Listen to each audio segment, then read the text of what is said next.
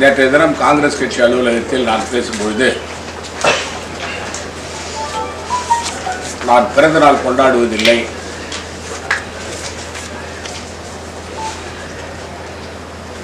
யாரும் இந்த பேனர்களோ கட் அவுட்டுகளோ எனக்கு வைக்கக்கூடாது, அப்படி வைக்கிறவர்கள் எனக்கு எதிரிகள், நான் பிறந்த நாள் கொண்டாடுவதில்லை, மீறி அவர்கள் வைத்தால் பொதுப்பணித்துறை அமைச்சர் அவர்கள்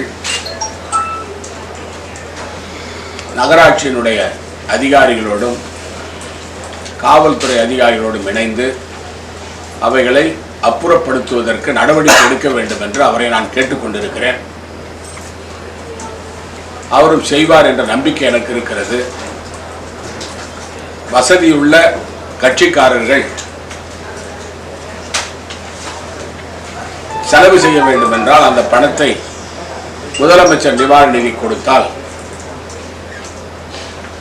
அது ஏழை மக்களுக்கு மருத்துவ செலவுக்காக அந்த பணம் பயன்படும்.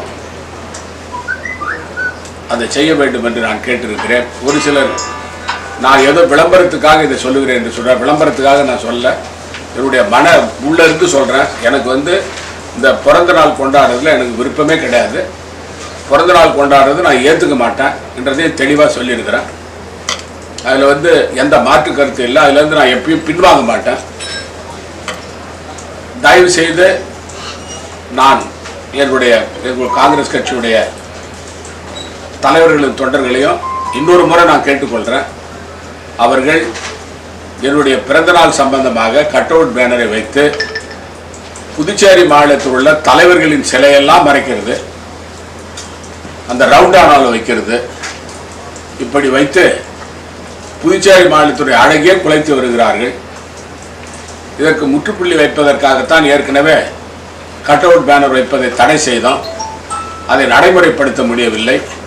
இப்பொழுதாவது அதற்கு விடிவு காலம் வந்திருக்கிறது என்று நினைக்கிறேன்.